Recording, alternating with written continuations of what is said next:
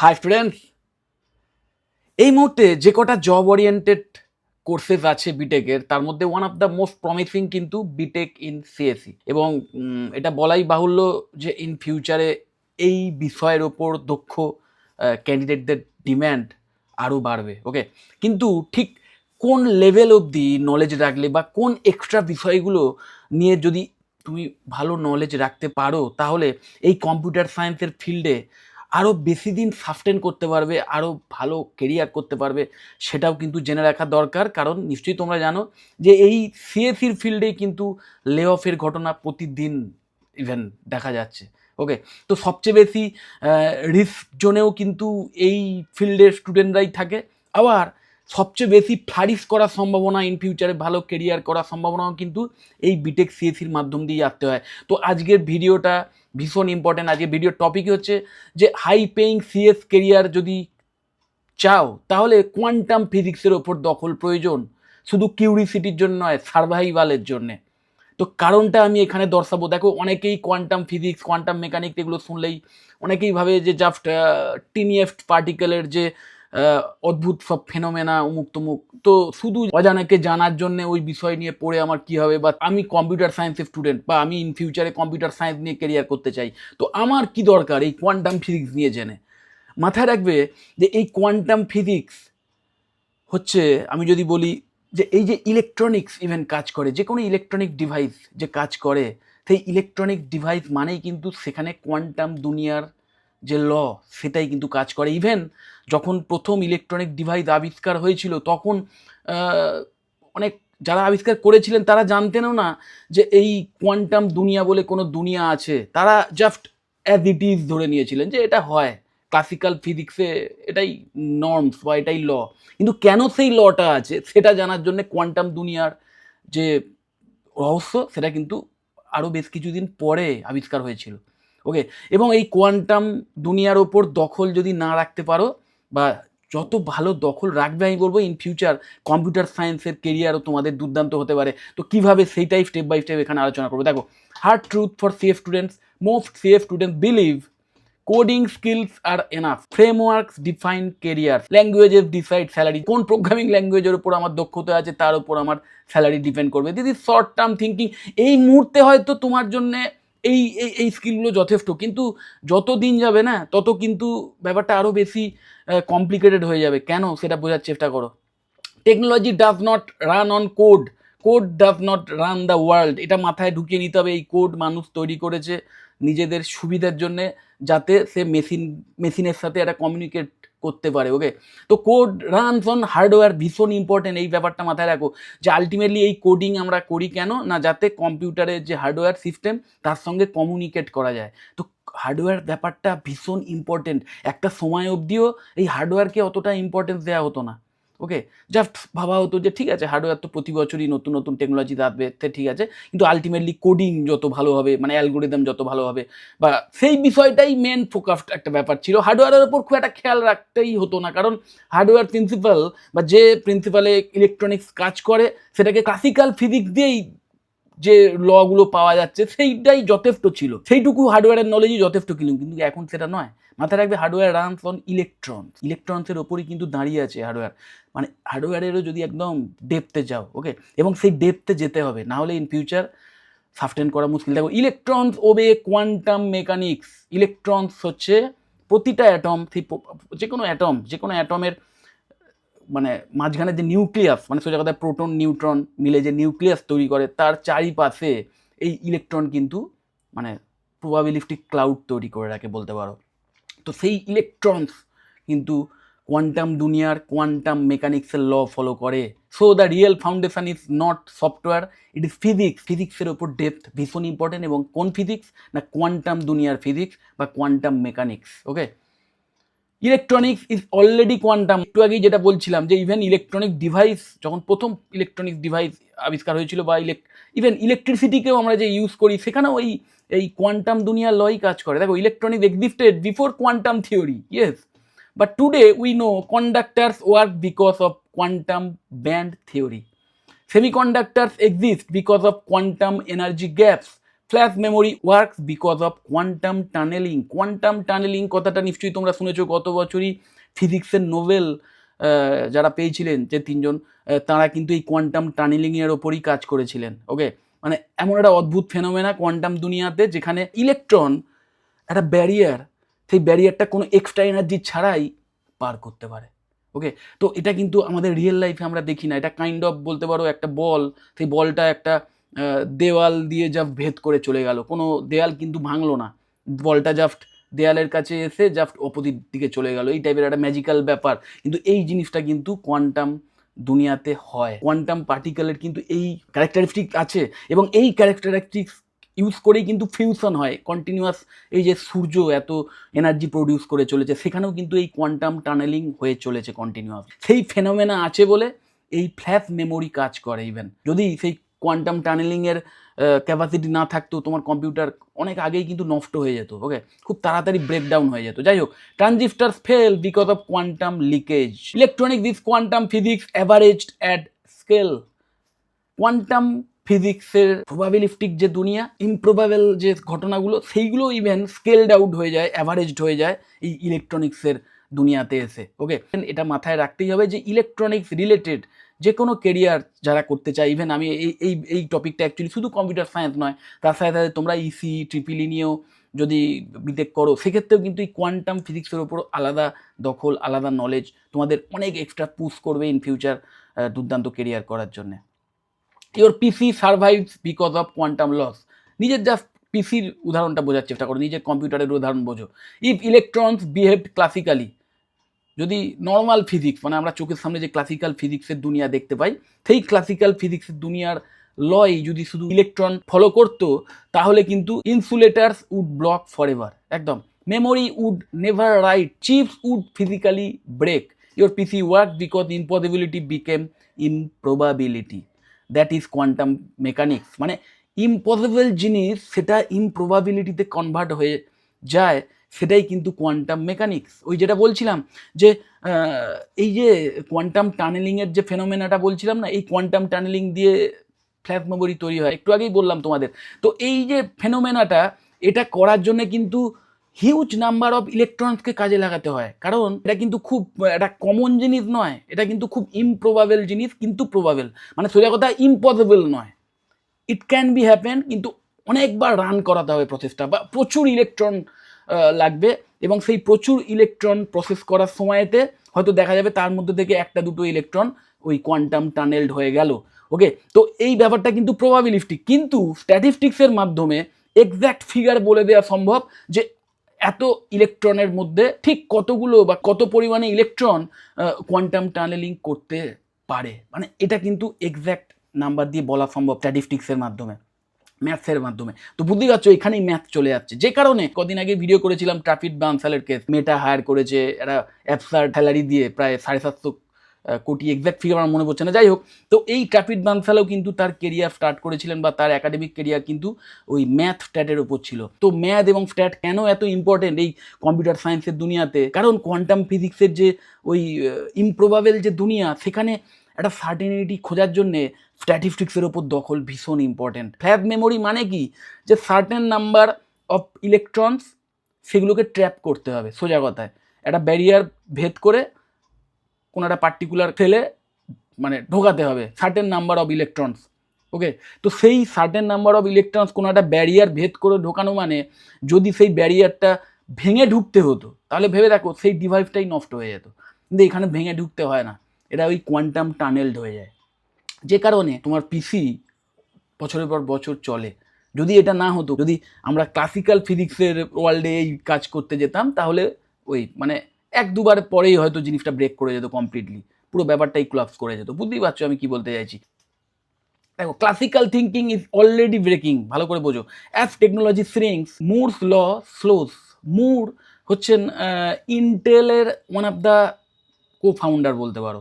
তো এই মুর কিন্তু বলেছিলেন প্রতি বছর মানে কম্পিউটারের যে ইভলিউশন বলো, সেটা প্রতি বছর আরও ডেভেলপ করবে, আরও কম খরচে আরও বেটার হার্ডওয়্যার ইকুইপমেন্ট তৈরি করা যাবে, সেগুলো আরও এফিসিয়েন্ট হবে, এবং ঠিক এই জিনিসটাই ফলো হতে হতে কিন্তু আজকের আমাদের শুধু ঘরে ঘরে নয়, হাতে হাতে ইভেন কম্পিউটার আমি বলবো, কারণ তোমার মোবাইল বা ট্যাব সেটাও কিন্তু ওই কম্পিউটার হিসেবেই ধরা যেতে পারে।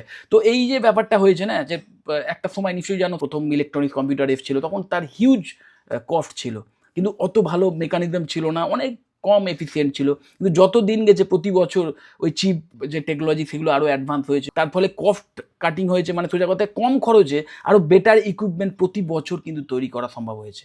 এবং সেই করে করেই কিন্তু আজকে আমাদের ঘরে ঘরে এবং হাতে হাতে এই কম্পিউটার চলে এসছে। কিন্তু তারও একটা লিমিট আছে, আমরা সেই লিমিটের কাছাকাছি চলে এসেছি। লিকেজ ইনক্রিজেস, একদম হিট বিকামস আনকন্ট্রোলেবল। মাথায় রাখবে, যত ওই ন্যানোমিটার চিপ শুনেছো নিশ্চয়ই, তো যত ন্যানোমিটারের জায়গায় আসবে না, তত কিন্তু ওই লিকেজ হওয়ার সম্ভাবনাও বাড়বে। এবং হিট, যে হিট সেটাও ম্যানেজ করাটাও ভীষণ মানে কমপ্লেক্স হয়ে যায় ব্যাপারটা। তো এই ব্যাপারগুলো আছে। ক্লাসিক্যাল মডেলস ফেল, আস্তে আস্তে যত দিন যাচ্ছে নর্মাল ক্লাসিক্যাল ফিজিক্স ইউজ করে যে ইলেকট্রনিক ডিভাইস, তার যে হার্ডওয়্যার, তার লিমিট একটা বাউন্ডারির কাছাকাছি চলে আসছে। যে কারণে every engineering limit today is a quantum limit. একদম কোয়ান্টাম লিমিটের কাছাকাছি আমরা চলে এসেছি, যে এরপরে আমাদের কোয়ান্টামে ঢুকতেই হবে। শুধু ক্লাসিক্যাল ফিজিক্সের ল ওয়াইজ চললে হবে না, কোয়ান্টাম ফিজিক্সের দুনিয়াতে ঢুকতেই হবে।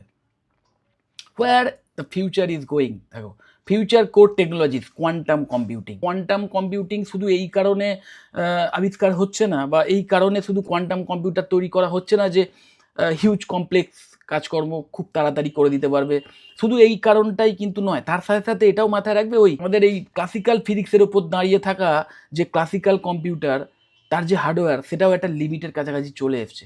এবং তোমাদের এটাও বলে দিই যে এই যে ক্লাসিক্যাল কম্পিউটার ইভেন আমরা ইউজ করছি অলরেডি, আমাদের ঘরে ঘরেই রয়েছে বা হাতে হাতে মোবাইল হিসেবে রয়েছে, সেইখানেও ইভেন ওই কোয়ান্টাম ফিজিক্সের ল তো কাজ করেই, কিন্তু ইভেন কোয়ান্টাম ফেনোমেনা ইউজ করে ওই ফ্ল্যাশ মেমোরিকে আরও বেশি ইভেন মডার্ন করা হচ্ছে। তো আমি যদি বলি যে আমরা অলরেডি কোয়ান্টাম কম্পিউটার ইউজ করছি, সেটাও কিন্তু খুব বেশি কিছু বাড়িয়ে বলা হবে না, কারণ সেখানে ওই কোয়ান্টাম টানেলিংয়ের বিষয়গুলো আরও প্রেসাইজলি ইউজ করা হচ্ছে। এবং কোয়ান্টাম টানেলিং ইটসেলফ ওই কোয়ান্টাম দুনিয়ারই একটি ফেনোমেনা, এবং সেটাকে ইউজ করা হচ্ছে আরও প্রেসাইজলি কন্ট্রোল করে। ওকে, তো আমরা বলতেই পারি আমরা অলরেডি কোয়ান্টাম কম্পিউটার ইউজ করছি। কিন্তু হ্যাঁ, যে কোয়ান্টাম কম্পিউটার এখনও রিসার্চ ফেজে রয়েছে, মানে আইবিএম গুগলের মতো রিসার্চ ল্যাবগুলোতে যে কোয়ান্টাম কম্পিউটার রয়েছে, যেটা কিনা কিউবিটসে কাজ করে, সোজা কথা যে কোয়ান্টাম কম্পিউটার, সেই কিউবিটস কিন্তু ওই সুপার পজিশন, যেটা কিনা আরেকটি কোয়ান্টাম দুনিয়ারই একটি ফেনোমেনা। তো যে কারণে এর ক্যালকুলেশনের পাওয়ার হিউজ, এবং কমপ্লেক্স যে ক্যালকুলেশন, সেখানে কিন্তু অলরেডি কোয়ান্টাম কম্পিউটার দুর্দান্ত কাজ করে দেখাচ্ছে। তো যদি কমপ্লেক্স ক্যালকুলেশন আমাদের করতে হয় আরও কম সময়ের মধ্যে, তাহলে কিন্তু কোয়ান্টাম কম্পিউটারই নেক্সট স্টেজ। যে কারণে এই কোয়ান্টাম কম্পিউটারের ওপর যে রিসার্চ ওয়ার্ক এত হিউজলি চলছে। ওকে, তো বুঝতেই পারছো ফিউচার কোর টেকনোলজিসগুলোর মধ্যে কোয়ান্টাম কম্পিউটার অন্যতম প্রধান।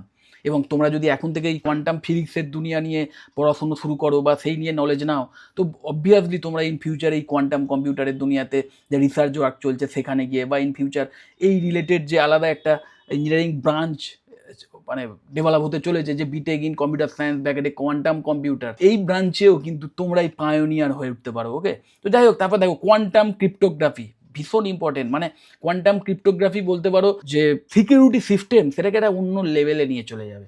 ওকে, then nano electronics, then advanced AI hardware, neuromorphic chips, energy efficient computing, এই সমস্ত ক্ষেত্রে কিন্তু কোয়ান্টাম ফিজিক্সের ওপর ডিপ নলেজ রাখাটা ভীষণ ইম্পর্টেন্ট। এবং এই দিকেই কিন্তু ইন ফিউচার শিফট করছে টেকনোলজি। তোমরা যদি এখন ক্লাস 12-এর স্টুডেন্ট হয়ে থাকো, তো আজ থেকে 4 বছর পর তোমরা যখন গ্র্যাজুয়েশন কমপ্লিট করে বেরোবে, তখন কিন্তু এই সমস্ত বিষয়গুলোর ওপর জব অপরচুনিটি আরও অনেক বাড়বে। এই সমস্ত ফিল্ডে গিয়ে কাজ করার যে কোয়ালিটি, সেটা কিন্তু অর্জন করতে গেলে কোয়ান্টাম ফিজিক্স বা কোয়ান্টাম মেকানিক্সের বিষয়ে নলেজ রাখাটা ভীষণ ভীষণ ইম্পর্টেন্ট। তো সেইটা এখন থেকে শুরু করে দিতে পারো, কারণ কি all of them are quantum dominated. আর আমি তোমাদের এটুকুও বলতে পারি যে কোয়ান্টাম ফিজিক্স বা মেকানিক্স নিয়ে যত পড়াশুনো করবে, যত জানবে, ততটাই ইন্টারেস্টিং ফিল্ড, যে তোমার ওই অজানাকে জানার যে আগ্রহটা না, সেটাও কিন্তু ফুলফিল হবে। তো একই সাথে তোমার জব স্যাটিসফ্যাকশন প্লাস ফিউচারে হাইপিং কেরিয়ারের যে স্বপ্ন, দুটোই সফল হতে পারে। Quantum knowledge is equal to career stability. দেখো, framework change, languages change, trends die. Okay, এই বিষয়গুলো কিন্তু যত দিন যাবে চেঞ্জ হবে। দেখছো নিশ্চয়ই যে আজকের এই টেকনিকে কাজ হচ্ছে, বা আজকের এই প্রোগ্রামিং ল্যাঙ্গুয়েজে কাজ হচ্ছে, কালকের অমুক প্রোগ্রামিং ল্যাঙ্গুয়েজে কাজ হচ্ছে, নতুন নতুন টেকনোলজি আসছে এবং পুরোনো টেকনোলজিকে অবসলিট করে দিচ্ছে, সব ঠিক আছে, কিন্তু কোয়ান্টাম লস নেভার চেঞ্জ। যদি তোমার বেসিক, মাথায় রাখবে, বেসিক জিনিসটা অনেকটাই আনচেঞ্জ থাকে। এবং কোয়ান্টাম ফিজিক্স, না, কোয়ান্টাম ফিজিক্সের যে ল, সেটা বলতে পারো আমাদের পুরো ইউনিভার্সকে গভর্ন করে, ফান্ডামেন্টাল ল। তো সেই ল কিন্তু চেঞ্জ হয় না। তো তার উপর যদি একবার তুমি দখল নিয়ে নিতে পারো, সেই যে দক্ষতা, সেটা কিন্তু তোমার সারা জীবন কাজে লেগে যাবে। Physics does not get deprecated. এমনটা নয় যে আজকের একটা ল যেটা তুমি শিখলে বা জানলে, কদিন পরে সেটা মিনিংলেস হয়ে গেল, সেটা কিন্তু কখনোই হবে না, কারণ ফান্ডামেন্টাল ল এগুলো। এর ওপর ডিপেন্ড করে ইলেকট্রনিক্স ডিভাইস কাজ করে, সারা ইউনিভার্স কাজ করে। তো তার ওপর দখল রাখলে তোমরা ইন ফিউচার দুর্দান্ত কেরিয়ার করতে পারবে, এবং ওই মানে নতুন জিনিস বারবার শিখতে হবে না। হ্যাঁ, সেই বিষয়ে আরও এক্সট্রা যে ফাইন্ডিংসগুলো আসবে, সেই বিষয়ে অবশ্যই শিখে যেতে হবে। দেখো, fundamental understanding compounds forever. Fundamental আন্ডারস্ট্যান্ডিংটা ভীষণ ভীষণ ইম্পর্টেন্ট। যে কারণে আমি ওই ট্রাফিক বানসালের উদাহরণ আবার দিচ্ছি, বা যারাই মাথায় রাখবে এই সমস্ত কম্পিউটার সায়েন্সের ফিল্ডে গিয়ে মানে অ্যাবসার্ড একটা স্যালারি নিয়ে চাকরি পায় বা চাকরি করে না, তাদের এই ফান্ডামেন্টালসগুলো অসাধারণ। তাদের বেসিক যে বিল্ডিং ব্লক, তাদের যে মাইন্ডসেট, সেইগুলোই কিন্তু একদম এই ফিজিক্সের মাইন্ডসেট বলতে পারো, একদম ডিপ লেভেলের ফিজিক্সের নলেজ থাকে। কারণ কোডিং শিখে নেওয়া যায় পরবর্তীকালে, মানে পরবর্তীকালে এবার অ্যাড অন হিসেবে তুমি কোডিং শিখে নিতে পারো। ডিএস এর মাইন্ডসেট অলরেডি তোমার ডেভেলপড হয়ে আছে, সো খুব একটা প্রবলেম নেই। কিন্তু যে ফান্ডামেন্টালস, যে মেন বিল্ডিং ব্লক, সেইটার ওপর দখল থাকাটা ভীষণ ইম্পর্টেন্ট, এবং সেটা তোমাকে ব্রেনকেও কিন্তু ট্রেন করে ওই পরবর্তী জিনিসগুলো শেখার জন্য। Okay, this is career sustainability. একদম দ্য প্যাটার্ন অফ প্রোগ্রেস। দেখো, history shows deeper understanding, better tools. যত ডিপ কোনো বিষয়ের উপর তোমার নলেজ থাকবে, আরও বেটার টুল তুমি তৈরি করতে পারো, বেটার টেকনোলজি তৈরি করতে পারো। বেটার টুলস মানে নিউ ইন্ডাস্ট্রি, নতুন ইন্ডাস্ট্রি ডেভেলপ হওয়ার সম্ভাবনা থাকে নতুন কিছু আবিষ্কার হলে। New industries high value career, নতুন ইন্ডাস্ট্রি এলেই সেখানে হাই ভ্যালু কেরিয়ার তৈরি হয়। Quantum mechanics is the deepest layer we no.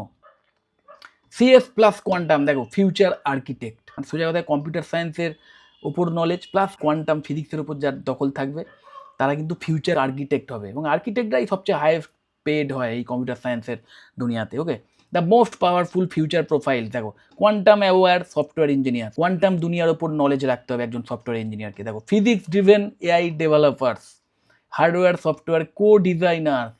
ওই আমি সফটওয়্যার পার্টটা দেখি, আমি হার্ডওয়্যার সম্বন্ধে কিছুই জানি না, ওরকম করলে চলবেই না, মানে তারা আউটডেটেড হয়ে যাবে আস্তে আস্তে। কোয়ান্টাম অ্যালগোরিদম ডিজাইনার্স, একদম this is where money plus meaning meet. যে কম্পিউটার সায়েন্সের বিষয়ে আমার কমপ্লিট নলেজটা রয়েছে, এবং সেটা কখনোই তুমি মানে গেন করতে পারবে না যদি কোয়ান্টাম ফিজিক্সের দুনিয়া সম্পর্কে একদমই অবগত না থাকো। ফাইনালি রিয়েলিটি চেক, দেখো, you can chase trends or understand foundations, one gives short term income, the other gives long term dominance. দেখো, ট্রেন্ড যদি ফলো করো, ওই এই মুহূর্তে হয়তো একটা ভালো স্যালারি নিয়ে চাকরি বাকরি পেয়ে যেতে পারো, কিন্তু ইন ফিউচারে যত দিন যাবে এগুলো কিন্তু আস্তে আস্তে ব্রেক ডাউন করে, এবং যে কারণেই দেখেছো নিশ্চয়ই যে চাকরি পাওয়ার পরেও খুব তাড়াতাড়ি অনেকের চাকরি চলে যায়, বা এই যে লে অফগুলো হচ্ছে, সেগুলো কিন্তু এই শুধু ট্রেন্ড ফলো করছে বলে স্টুডেন্টরা।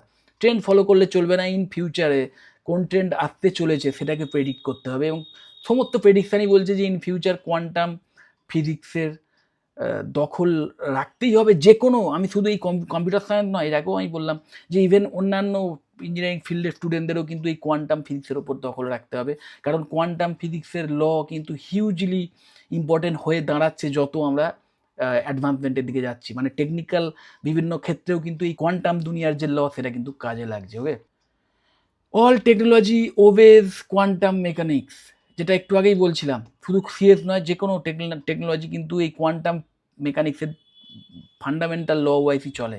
The sooner you learn the rules, the longer you stay relevant. সোজা কথায়, এই যে কোয়ান্টাম ফিজিক্সের ওপর যে পড়াশোনা, না, এটার জন্য তোমাকে আলাদা করে কোনো কোর্স এই মুহূর্তে আমি করতে বলছি না। তোমরা দেখো, ইন ফিউচার হয়তো এই বছরই তোমরা বিটেক সিএসি নিয়ে পড়তে চলেছো, তো সেইটা একটা ভাস্ট সাবজেক্ট। সেখানকার কম্পিউটার সায়েন্সের সিলেবাসে যেগুলো রয়েছে সেগুলো তো তোমাদের শিখতেই হবে, বিশেষ করে কোডিং ডিএসি সম্পর্কে নলেজ রাখতে হবে, মানে স্কিল বিল্ড করতে হবে, ডিভিএমএস সম্পর্কে নলেজ রাখতে হবে। এগুলো তো ঠিকই আছে, এগুলো তো লাগবেই, কিন্তু তার সাথে সাথে আমি বলবো সেই ফ্রি টাইমসে উল্টোপাল্টা কাজ করে সময় নষ্ট না করে কোয়ান্টাম ফিজিক্স নিয়ে পড়াশুনো করো, এই রিলেটেড যে থিওরি পেপারগুলো আছে সেইগুলো ঘাটাঘাটি করো, এই রিলেটেড যে ফেনোমেনা আছে সেই ফেনোমেনা সম্পর্কিত যে অ্যানালজিগুলো রয়েছে, ওকে, বা সেই রিলেটেড কোনো স্টোরি বুক বা এই টাইপের, মানে আমি বলছি না ফ্যান্টাসি রিলেটেড কোনো স্টোরি বুক, সেটা দরকার নেই, কিন্তু অলরেডি আমরা যে ফাইন্ডিংসগুলো পেয়েছি সেইগুলো নিয়েও সুন্দর সুন্দর অ্যানালজি রয়েছে, সেইগুলো সম্পর্কে ঘাটাঘাটি করো, একটা কমপ্লিট একটা আইডিয়া নাও যে এই কোয়ান্টাম ফিজিক্সের দুনিয়া অ্যাকচুয়ালি কী এবং সেখানে কী টাইপের রুল কাজ করে। দুনিয়াটা আসলে অলরেডি এই কোয়ান্টাম ফিজিক্সের ল ওয়াইজই চলতো, হয়তো আমরা জানতাম না এবং আলাদা করে জানার খুব একটা দরকার ছিল না, কিন্তু এখন এই কোয়ান্টাম দুনিয়ার ল সম্পর্কে আরও ডেপথে নলেজ রাখতে হবে, কারণ সেই লকে না জানতে পারলে তুমি সেইগুলোকে নিয়ে ম্যানিপুলেশন করতে পারবে না, সেটার দরকার কিন্তু এসে যাচ্ছে, কারণ আমরা টেকনোলজির বটল নেকে এসে গেছি অলরেডি এই ক্লাসিক্যাল ফিজিক্সের দুনিয়ার লকে ইউজ করে করে। ওকে, যাই হোক, যদি এই বিষয়ে আরও ইন ডিটেলস কিছু জানতে চাও বা বিটেকের অন্য ব্রাঞ্চ নিয়ে যারা অ্যাডমিশান নিতে চলেছো, এমই সিভিল বা ট্রিপল ইসি এই টাইপের জব ওরিয়েন্টেড ব্রাঞ্চ নিয়ে যারা অ্যাডমিশান নিতে চলেছো, তাদের জন্য কোয়ান্টাম ফিজিক্স কীভাবে হেল্পফুল হতে পারে এই নিয়ে যদি কোনো কোশ্চেন থাকে অবশ্যই আমাকে কল বা হোয়াটসঅ্যাপ করতে পারো, আমি তোমাদের কমপ্লিট ইনফরমেশান দিয়ে দেবো। যদি মনে হয় ভিডিওটা হেল্পফুল অবশ্যই লাইক করো, চ্যানেলটা যদি সাবস্ক্রাইব না করে থাকো একটু সাবস্ক্রাইব করো, ভিডিও যতটা শেয়ার করে দিও। টাটা।